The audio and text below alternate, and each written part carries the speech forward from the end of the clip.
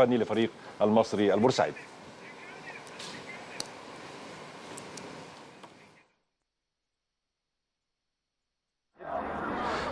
كل الشكر لزميلنا العزيز تامر صقر، شكرا لنجوم في الاستوديو التحليلي. مشاهدينا الكرام، المصري يقتنص اغلى 3 نقاط له هذا الموسم من الاتحاد السكندري في الدقيقه الاخيره من هذه المباراه المثيره ليبقي على اماله في البقاء في الدوري الممتاز المصري بشكل كبير. كابتن مختار هو المنقذ للمصري البورسعيدي هذا الموسم، والمدير الفني اللي جاء على راس جهاز فني لانقاذ المصري البورسعيدي. كابتن مختار، اعتقد اللعيبه كلها بتحتفل بيك قبل ما تحتفل بالنتيجه، يعني وقاعدين له مختار بسبب 3 نقاط هي الاغلى للمصري البورسعيدي بالجهاز الفني لانقاذ المصري البورسعيدي. اكيد 3 بونت غاليين جدا، فضل كبير من رب العالمين بالتوفيق اللي احنا فيه دوت.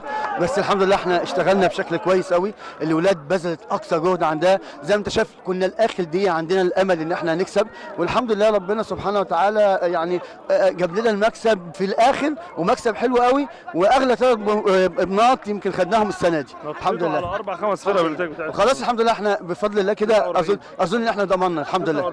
ضمننا صعبت الموضوع على النهارده الحمد لله. يا عبد مختار احسن مدرب في مصر، احسن مدرب في مصر كابتن مختار. بس اللعيبه كلها النهارده بتحتفل. كابتن مختار بقول لك قبل ما تحتفل فضل كبير جدا من رب العالمين. المصري البورسعيدي كلها النهارده يعني اكتر حاجه حاطين النهارده شاشات وبيتفرجوا على حاجه مبسوط لها هو جمهور البورسعيد. جمهور البورسعيد بقول لهم الف مبروك، وانتوا تستاهلوا الكلام دوت وتستاهلوا اكتر من كده ان شاء الله. معاهم الموسم الجاي ان شاء الله، ربنا يسهل ان شاء الله. اكيد ان شاء الله ربنا يسهل ان شاء الله. يعني مشاهدينا الكرام، احنا مستمرين مع حضراتكم فوز المصري في هذه المباراه. يسعدنا ان يكون معنا بقى نجوم الفريق. حماده يحيى هو المنقذ دائما وصاحب الاهداف الحاسمه. المباراه اللي فاتت كان صاحب هدف الفوز، النهارده نزل في اخر ربع ساعه كان صاحب هدف الفوز. ومعانا حاول الفريق احد الخبرات اللي موجوده في الدوري المصري محمود عبد الحكيم.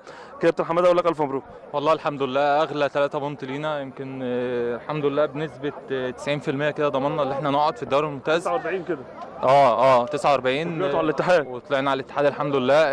يمكن احنا تعبنا الفتره اللي فاتت دي كلها، كل اللعيبه بصراحه، بس يمكن احنا مجلس الاداره مأثر معانا جدا في الماديات وكده، ولنا حاجات كتير جدا من اول السنه يمكن دي هي اللي اثرت معانا، حته عدم الالتزام في الماديات ديت. الحمد لله ضمننا بنسبه كبيره ان احنا نقعد، وببارك لجمهور بورسعيد وببارك للجهاز الفني الحمد لله. الف مبروك. الله يخليك، شكرا. كابتن محمود عبد الحكيم، نقول يعني احد الخبرات الموجوده في المصري البورسعيدي. اعتقد النهارده المصري البورسعيدي يعني عبر من عنق الزجاجه بمباراه صعبه جدا. الحمد لله طبعا اغلى 3 بونت زي ما حماده قال، مش هزود حاجه عن كلام حماده. يمكن احنا كنا احق النهارده، يعني كل الناس بتتفرج كنا احق بالمكسب، خصوصا اخر الماتش احنا ضغطنا فرقه الاتحاد شويه، ربنا كلل مجهودنا بالهدف الحمد لله رب العالمين. يمكن ده كان احنا كنا شايلين هم الماتش ده جدا والماتش اللي قبليه، وكان الكابتن مختار طبعا بينا قال لنا يا رجاله احنا عايزين لازم ناخد 6 بونت اللي جايين عشان نقدر نقعد في الدوري. انت عارف ما فيش ماتش سهل، فرقه الرجاء عماله تكسب بقى لها كام ماتش، احنا عندنا اخر ماتش رجاء، في ماتش الاهلي مؤجل كسر النهارده، كان كسبان الحرس لحد اخر دي. فالحمد لله. يمكن المباراه كانت لسه ما انتهتش لحد ما اعرفش النتائج ايه، بس الحمد لله احنا يعني انا بغض النظر عن النتائج خلاص، لو الشرطه والجونه تعادلوا يبقى احنا ان شاء الله كده في الدوري يعني رسمي الحمد لله. بشكر زمايلي النهارده في الملعب رجاله، وبشكر جمهور بورسعيد، وبشكر الراجل المحترم حاج ياسر يحيى. الراجل ده تعب معانا جدا جدا، يمكن انا قريب منه شويه، عارف هو بيتعب قد ايه وبيعمل ايه للفريق، والحمد لله اغلى 3 بونت زي ما حماد قال الحمد لله رب العالمين. شايف كده خلاص انتوا يعني ترجعوا بورسعيد، اعتقد 99% انتوا في الدوري. لا الحمد لله، لو الماتش خلص تعادل لان الشرطه هيلاعب بتروجيت بيقولوا اتغلب من ام احنا النتائج لسه ما حسمتش لحد فاي نتيجه لينا احنا قعدنا في الدوري. بتروجيت 48 هيلاعب الشرطه 46 احنا حاسبينها، احنا ماسكين ورا وقلم وقاعدين برضه. فاي نتيجه التعادل احنا نقعد، لو حتى لو الشرطه كسب بقى اكيد احنا هنقعد ان شاء الله 49. انا جاي لك يا كابتن ياسر يحيى اهو قاعد يقول لك هو الراجل المحترم اللي كان السبب، تقول لي الكابتن محمود عبد الحكيم اللي يعني نقول من الخبرات اللي موجوده في الفريق اللي قدرت تشيل الفريق حتى النهايه وبقى. محمود عبد الحكيم من يعني على المستوى الشخصي طبعا اخويا وحبيبي قبل ما يكون والله من اللعيبه الرجاله، اللعيبه اللي هي فعلا بتحب البلد وبتحب النادي ومش غريبه عليه يعني. الحمد لله الحمد لله. طبعا في البدايه لازم نعزي نفسنا ونعزي مصر كلها لوفاه شهدائنا ووفاه النائب العام، ويا رب يجعلها اخر الاحزان ان شاء الله. يا رب ان شاء الله. بارك بقى بورسعيد اللي ما فرحتش من زمان، الحمد لله. طبعا احنا اللعيبه كلها كانت تحت ضغط، وبورسعيد كلها كانت تحت ضغط. قولي للجماهير اللي احنا سامعين ان في شاشات وقاعدين في بورسعيد وقاعدين منتظرين هذه المباراه بشكل كبير جدا، تقول لهم ايه النهارده وهم قاعدين بيتفرجوا عليها؟ اقول لهم افرحوا بقى، عشان يعني افرحوا طبعا. هو الوقت مش وقت فرح، معلش طبعا ان البلد كلها احنا كلنا مكسورين باللي حصل في سينا واللي بيحصل كل يوم، بس البلد دي الفرح فيها قليل. فبقول لهم معلش افرحوا النهارده والحمد لله على كل شيء. الحمد لله. رجاله الفريق معاه محمد اشرف عبد الحكيم، عايز تقول حاجه الاول؟ اقول حاجه بس يعني والله العظيم انا مش بجامل وبقول حاجه. الراجل ده يمكن انا قلت لك هو مش موجود، الراجل ده بيتعب معانا جدا جدا جدا، وشايل هم الفرقه دي وشايل هم بورسعيد جدا. يمكن انا اقرب واحد ليه. يمكن احنا ربنا بيكرمنا بفضل الناس، وعشان خاطر الراجل دوت يستاهل ان ربنا يكرمنا النهارده. الحمد لله. شكرا. الف مبروك يا كابتن محمود. الف مبروك يا كابتن ياسر. يعني معانا ايضا نجمين من نجوم الفريق، محمد عادل ومحمد اشرف، بنقول لكم الف مبروك، واعتقد مباراه كانت هي الاصعب في الدوري الممتاز. طبعا بسم الله الرحمن الرحيم. طبعا البقاء لله طبعا للناس كلها اللي توفت، للجيش والشرطه، وان شاء الله ربنا يمسوهم الجنه باذن الله. احب اقول طبعا مبروك لجمهور بورسعيد، ومبروك للاداره، مبروك للعيبه. اللعيبه تعبت كتير جدا، واحب بس اوجه كلمه لجمهور بورسعيد. يا رب اكون السنه دي اكون يعني عملت حاجه كويسه للفريق وموتت نفسي. ما حدش يزعل مني ان انا هسيب النادي، انا بحب النادي جدا. فضلت للزمالك بالفعل؟ الحمد لله. كم سنة؟ 5 ان شاء الله.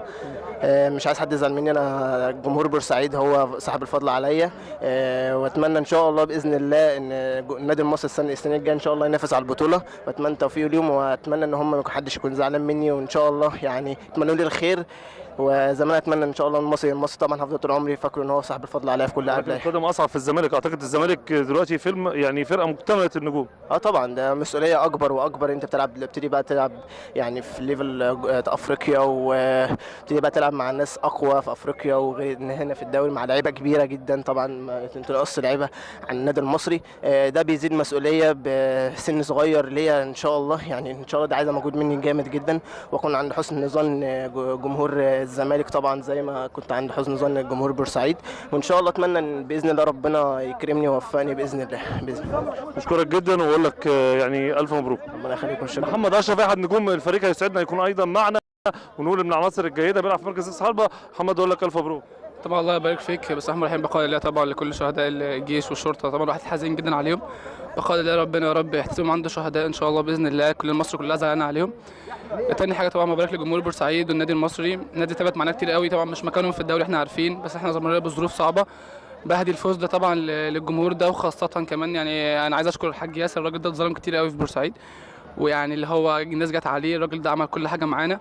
الحمد لله على الفوز النهارده، فوز يعني مهم جدا لينا. يبقى احنا خلاص قعدنا في الدوري تقريبا بالحسابات، وان شاء الله باذن الله بقى قادم افضل لينا، ونقدر نعمل ماتش الاهلي والرجاء بقى براحه نفسنا، ونقدر نقدم كره اجمل ان شاء الله باذن الله، والتوفيق للنادي المصري الفتره الجايه ان شاء الله باذن الله. شكرا جدا يا محمد. عفوا. شكرا. مشاهدينا الكرام، دي كانت لقاءات، يعني عذرا ان احنا قطلنا شويه، ولكن اعتقد مباراه هي الاهم في هذا اليوم في هذه المرحله. مباراه حسمت بشكل كبير جدا بقاء المصري البورسعيدي، وضعت الاتحاد في مأزق، ولكن اعتقد تعادل الجونه والشرطه يعني جعل فرصه الاتحاد ايضا كبيره في البقاء، احد الانديه الجماهيريه سواء المصري البورسعيدي او الاتحاد السكندري. ولكن اعتقد المصري البورسعيدي بقياده كابتن المختار الجهاز الذي جاء لانقاذ المصري نجح بالفعل بمهمته قبل يعني نقول انتهاء الدوري الممتاز، سواء المباراتين الفاصلتين اللي يعني الفاضلين. ولكن اعتقد كتب النجاح لفريق المصري البورسعيدي للبقاء بالدوري، وايضا يتبقى يعني سوى نقطه لنادي الاتحاد تضمن له ايضا البقاء، ولكن دخل الموضوع في حسابات المباريات الاخرى. بشكركم مشاهدينا الكرام لحسن المتابعه لهذه المباراه الجماهيريه،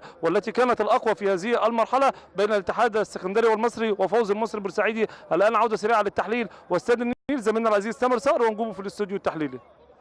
شكرا لزميل محسن محمود من استاد الاسماعيليه. بعد فوز النادي المصري ب3 نقاط مهمه بهدف مقابل لا شيء عن طريق حماده يحيى في الدقيقه ال95، بيتاكد بعد هذه الجوله او بعد اليوم الاول من الاسبوع ال7